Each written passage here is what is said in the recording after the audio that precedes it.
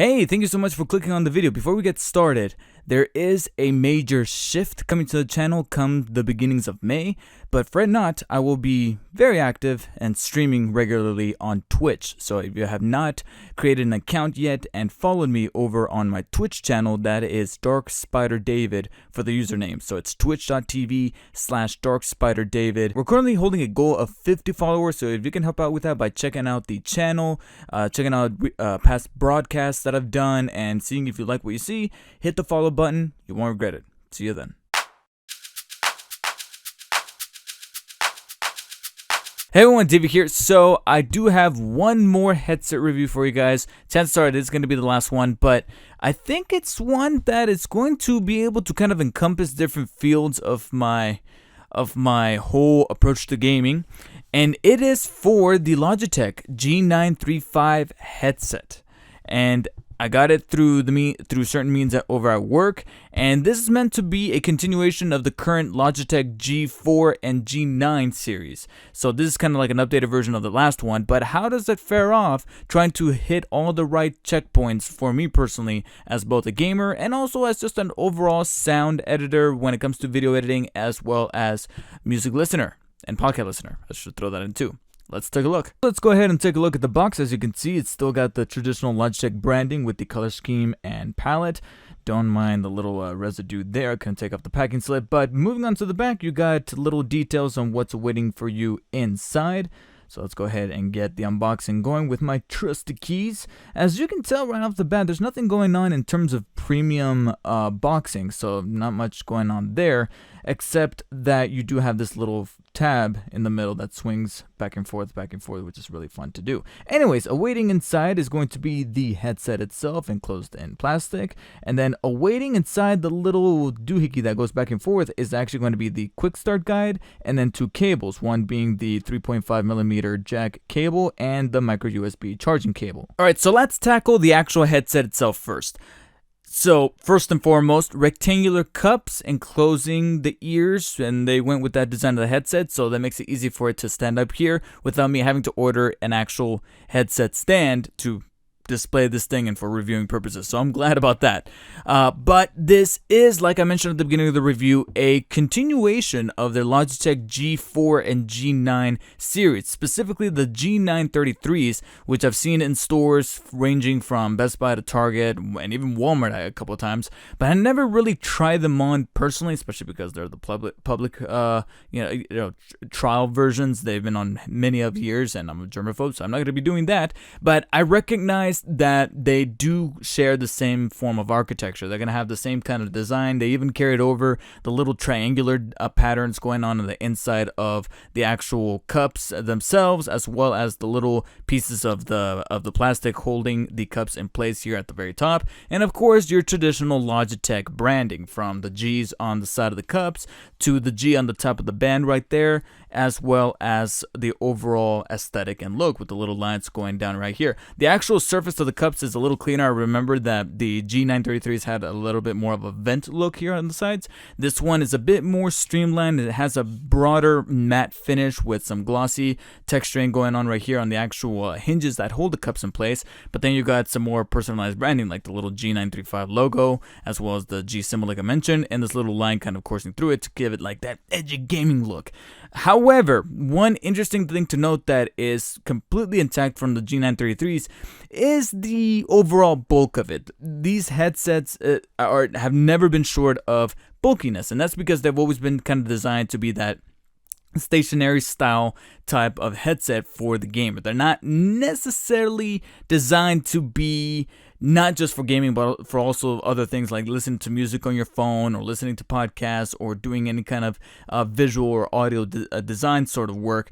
They're primarily for gaming, especially if you're going to be on a specific area for gaming. So if you're like a portable gamer with the PlayStation Vita or the Nintendo Switch or your old Nintendo 3DS, this form of a headset may not be the most ideal thing because, needless to say, whether it be the G933s or even these new 935s, they are going to be bulky. I feel like I have a giant, well, I don't necessarily feel that way, but I do look like I have a giant satellite beaming over my head on the Jetsons. So that's something that's just gonna come with the territory, which is really funny considering that they made this headset, despite its wireless feature, which I'll tackle in a second, rather accessible. They actually went ahead and threw in a 3.5mm cable like I showed in the little brief unboxing. So if you wanted to, you can actually hook this bad boy up to your 3.5mm jack devices, such as the Nintendo Switch and your mobile phones, and even some MP3 players. So technically, that can still happen while the headset is also off,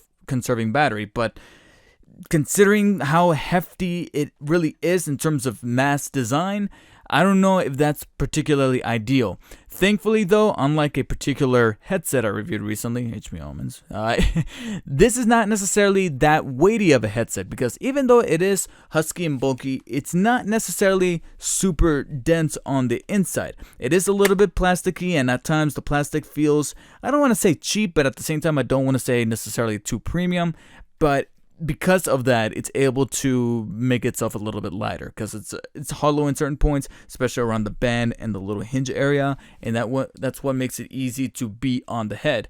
On top of that, it's also incredibly adjustable. Again, unlike that last headset that I reviewed, which was the HP Omens. As you can see right here, I have it a little bit of extension going on here on the headband, but you could open and close this little section here to adjust the headband from the top of your head over more so if you have an even bigger head like mine.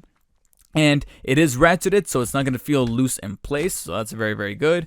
And then, keeping in touch with the Logitech G4 and G9 series, the cups themselves are actually on swivels, so you can actually swivel it a little bit inwards, but completely 180 degrees outwards. So this makes it comfortable to fit any kind of head pattern or head style you really have that, you know, biologically you cannot control. But more so, in case you're not using the headset and you kind of want to give your head a little bit of a rest while at the same time not putting it down because you're about to jump back into the action, you could easily just do this and you're all set. So putting it on, wearing it, taking it off, very easy and very convenient. Now, how about wearing it for long periods of time? After all, it is designed to be a gaming headset, and let's face it, some of us gamers, we get a little carried away, to put it quite frank. This, for 80 to 85% of the time, did in fact feel very comfortable. Like I said, it's not too weighty. It's very adjustable with the headband as well as the cups themselves. And then, of course, we have half of the entire cup being taken up by these little cushionable cups that are on the inside. Now, they're not interchangeable. They didn't throw in any extra cups to kind of swap them out there, just so you're kind of stuck with this pleathery design, but it is very comfortable. No kind of itch coming from them whatsoever. And then you have the exact same kind of material creating the little foamy pad here at the top of the headband. And the reason why I said 85 to maybe about 90% of the time it was comfortable was because the other 10-15%, it was mainly just me trying to hit the right adjustment mark for these little ratcheted joints here at the top of the headband, because a couple of times it did strain on my head a little bit, but that's only because I was trying to really position it in a comfortable way, especially because, like I said, it's got those rectangular cups that are not spherical or even circular, so you kind of have to fit them in your ear just right. And like I mentioned before, I never had any personal experience with the G933s, so the G935s I was kind of a newcomer to. Now, it is not a gaming headset if you don't exactly have a mic so that you can trash talk your enemies. So with the G933, I can't distinctly remember how the mic was placed on that one, but I'm gonna go on a hunch and say that it's almost identical to that of the 935s, which is going to be right here on the left cup. You pull it down and then you extend it to create the microphone.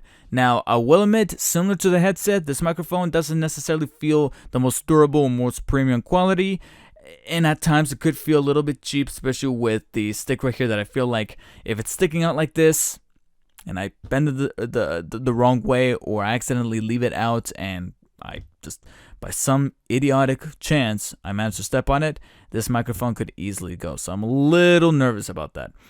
As for the quality, well, wanted to wait until the end of the review to do this, but I guess I'll go ahead and show off the quality of the microphone itself right now. Okay, so Here is my audio test for the G935 gaming headset microphone. It's funny because when you plug it into the USB receiver and you tell the computer that this is going to be your input and output, on the little listing, the little label, it says G935/G933. Kind of reinforcing my point earlier about how this shares the same kind of DNA and infrastructure as the G933s. Hence, Logitech just kind of making a little bit of a hardware update. So, as you can tell, the quality of this microphone, not exactly the best. Unfortunately, I still get that title over to the HP Omens. Ever since the HP Omens microphone test, I cannot look at microphones on gaming headsets the same way. It was just unparalleled. And right now, this audio that you're hearing is being recorded through Audacity through a bitrate of 48,000. Even with that bitrate, and I've listened to this before, it sounds a little muffled, a little filtered in, a little compressed.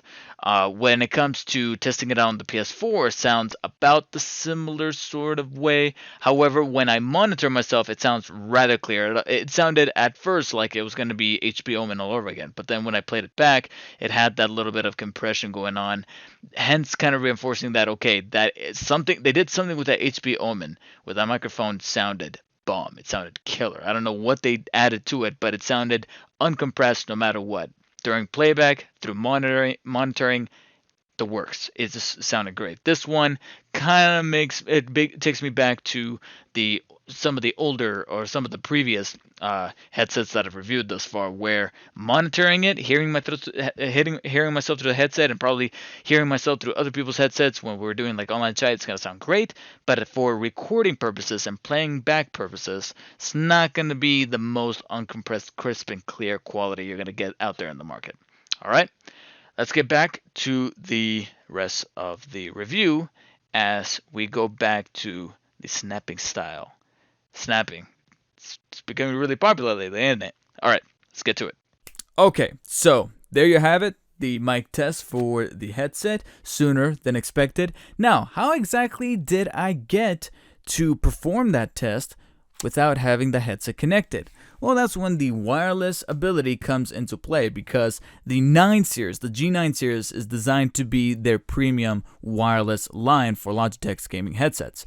What I think is kind of cool, and I don't remember this being the case for the 933s, I might be completely wrong there, but you'll notice that when I unboxed this headset at the very beginning of the review, you didn't see any kind of wireless transmitter. So how exactly is it really that convenient that you could easily just turn it on via Bluetooth or something?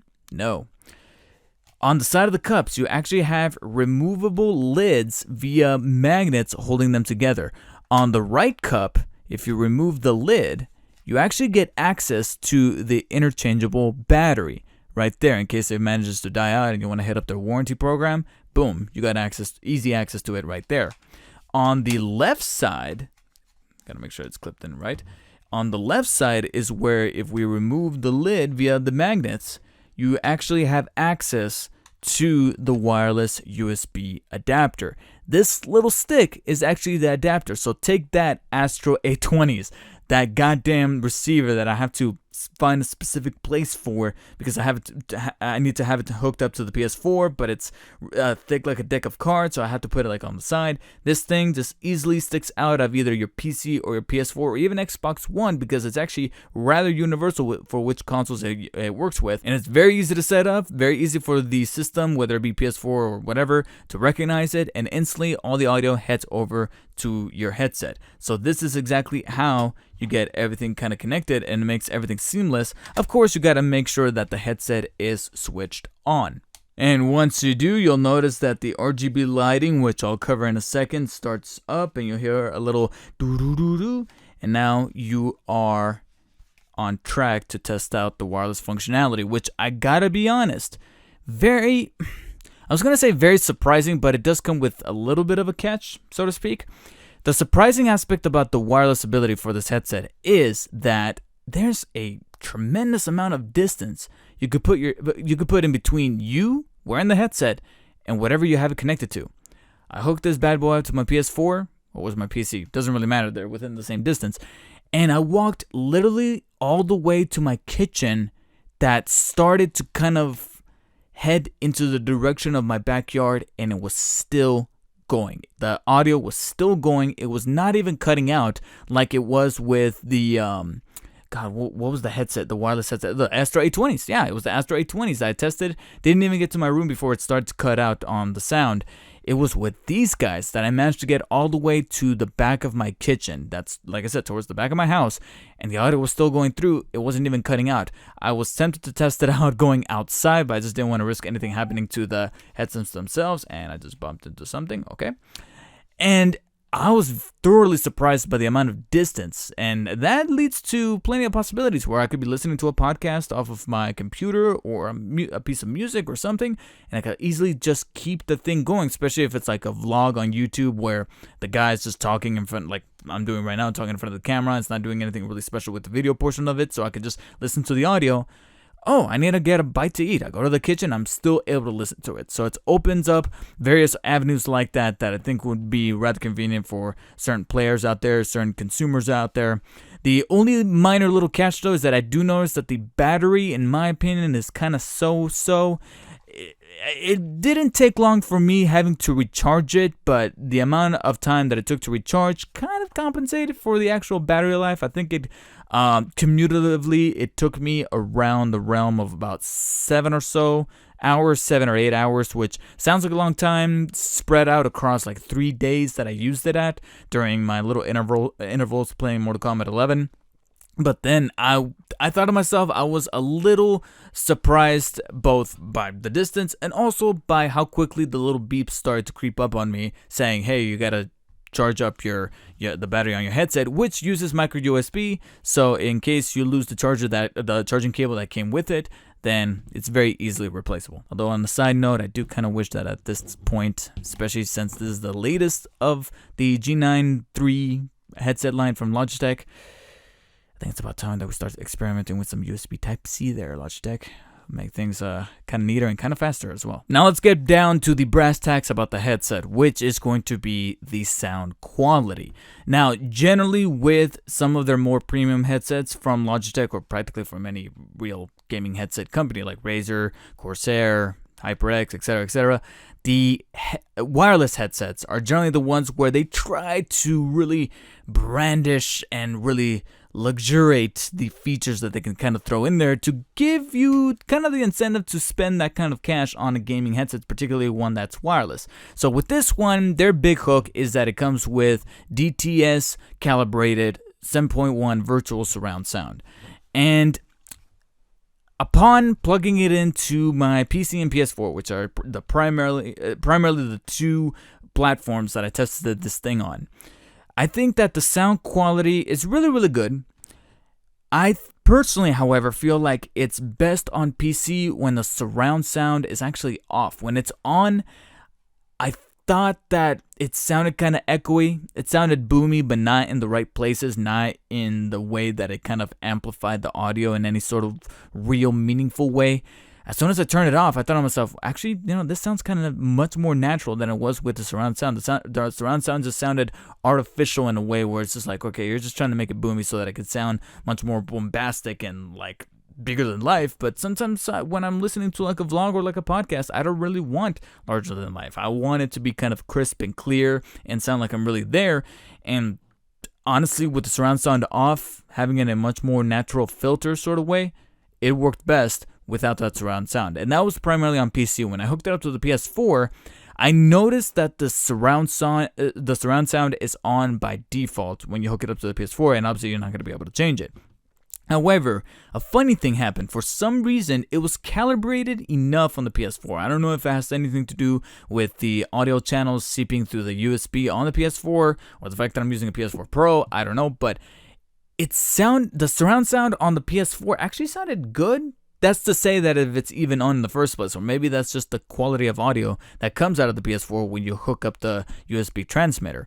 I just know that the quality, having untouched it, and assuming that the surround sound comes back on the way that the RGB lighting is by default on when you hook it up to the PS4, actually sounds a little bit better than would have on PC. And it was a little perplexing, a little puzzling, but I took it, and I thought to myself, all right, if I'm going to be listening to the audio on PS4 while I'm not streaming, then I'll definitely hook this bad boy up via the USB. So you may or may not be wondering, how exactly do you turn off the DTS surround sound through your headset? So you have two methods. One of them is actually going to be the I/O on the actual, as they say in the industry, I feel pretty cool, the I/O interface here on the headset that's going to be on the left cup. It's right now on my right, but it's going to be on your left when you put this on. That's where you're going to have all of your main primary buttons, starting with the volume dial down at the bottom, which, just like the HP Omen, I'm glad they threw in this feature, when you have this thing hooked up to the PC via the USB and not the audio cable, you can actually control the volume with that volume dial. So that's pretty cool. They threw in that little convenient feature.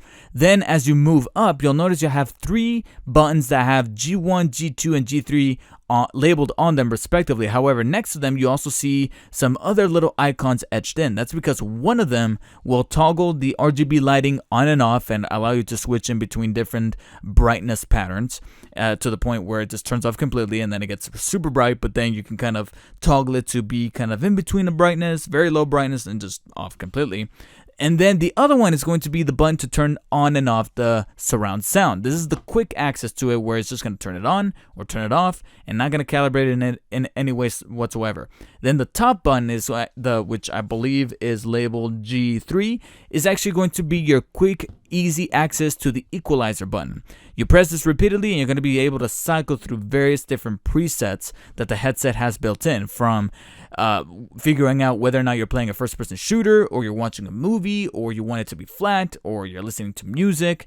Those are the general presets that are going to be built in that equalizer button. And then at the very top, of course, you got your on and off button. And before I forget, you actually do have another button in between the G1 and the volume dial, which is going to be your mic mute button. Pretty self-explanatory there. Now here's where it gets kind of cool though. That's method number 1 to toggle these features on and off. Method number 2 is to actually download the Logitech G Hub software, which I went ahead and did. It's free, very easy to use, just like you did with the Command Center and the HP Omen. And here it's where things get really interesting. It is through this hub where you can actually get a little bit deeper with the customization options. Sure, you could still toggle things by default here on and off with the G1, 2, and 3 buttons, but then over on the Logitech G Hub little software is where you plug in via the USB. The software is going to recognize that you have the G935s hooked up. Not only does it tell you how much battery you have left and how much of a percentage it's at, and how many hours you got left on the lifespan of the headset before you have to charge it, which is rather convenient, but then this is where you can get fully customize the headset top to bottom. First and foremost, you obviously got, as you can see, lighting up. Is it lighting up here? Yep, the little RGB lighting that is promoted to display 16.8 million colors. I believe it's 16.8. But it's through the Logitech software that you're able to really get deep and down and dirty with the color schemes of your headset, more so than I was able to with the HP Omens. I remember the customization of the RGB and the HP Omens being very minimal. Over here with Logitech, they like to get a little deep. Not only can you control the little strip of light that's here around the cup and change it from different colors and different hues, but you can also change the brightness, you can change the patterns, you can change the speed of the pattern if you want it to kind of pulsate or vibrate a little bit, or you want it to just be static, or you want it to kind of cycle between the different colors like a rainbow, or of course have it be synced up to audio. Then from there you can actually customize the G symbol that's here on the sides solo. Like if you wanted to separate the color of the strip versus the color of the Logitech symbol, you can do that. So I thought that was actually pretty intuitive and pretty extra. Right? Logitech didn't necessarily have to do that, but they went ahead and threw it in anyway. Then of course you got the audio patterns that you could get a little bit deeper with, from setting certain equalization options, going through the presets, but then designing your own where you could set the right amount of bass and treble that you want to. I made my own custom one, but I kept it simple. However, if you're not the simple type when it comes to your audio and you want to get a little convoluted with it, you can go ahead and expand the equalizer, and that's where you can really toggle everything. I'm not going to go into all the minutia of all the different channels, but that's where you can really get down. And then going over to the surround sound, again, you can toggle it on and off, but then here is where you can actually raise or lower the volume of the specific virtual channels versus which side is louder than the other, have the DTS on, and then customize the range, whether you want it to be traditional or wide. Gets really deep with it, and even if I'm not going to be utilizing every single tool at my disposal, I'm glad that it's at least there, so I thought that was rather considerate of Logitech to do. Now, going over to the biggest customization section of this entire hub are those G1, 2, and 3 buttons. There's a reason for why it's labeled with both the preset functions of those buttons without using the software, which are the ones here on the side, versus the little numbers that are actually etched into the buttons themselves, G1, G2, and G3. That's because these buttons are programmable, in case you don't know. This means that you can actually go into the software and design what you want these buttons to do. By default, they're designed to cater towards the audio portion of things, and you could keep it there. However, if you wanted to go completely off the rails and have the buttons handle your copying and your pasting for fucking video editing, you can do so as well. I actually went ahead and tested them out, and they work. They might not be the most productive way of working, with these buttons. Nobody's gonna really want to do that, but in theory, you could. So if you can get to that extent, you can definitely go over to having these buttons toggle whether or not you're muted or unmuted on Discord or in a particular game that you're online. You can assign games. You can assign macros. It gets really deep. I'm not going to go into every single detail, but let's just say that they were really considerate with what you can do with these programmable options, and they might have been there with the G933s. Like I said, I might be sounding like a total noob, but being a little bit of a newcomer to the series and going in with the G935s with what you're able to do with them, I say that this is actually rather a pleasure to see that they went the extra mile for the actual little inner features of the headset. That combined with the surprising nature of the way it's constructed, even though it's a little bit on the bulky side, it's at least not weighty, it's comfortable, and then you got a surprising amount of distance with the wireless ability. I feel glad to know that I went and returned the HP Omens, and I'm definitely going to be keeping the Logitech G935s. This is definitely going to be one of my avenues to explore with gaming later on in the future. And if I was to really have a wireless headset, because this is actually my only wireless headset here in the house, this is definitely going to be it. It may still not, top my list of favorable gaming headsets. The Cloud 2s from HyperX are still my number one, to be honest, because of how easily manageable they are and how flexible they are and how light they feel, while at the same time giving you amazing quality of audio in both the mic and the headset and then the sound and everything.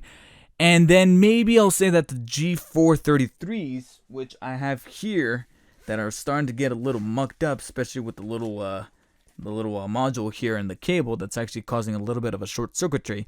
These are still my number 2, only because of the fact that the cups are significantly smaller and makes this the ideal headset to take out to like the gym or out in the field to listen to music, podcasts, etc.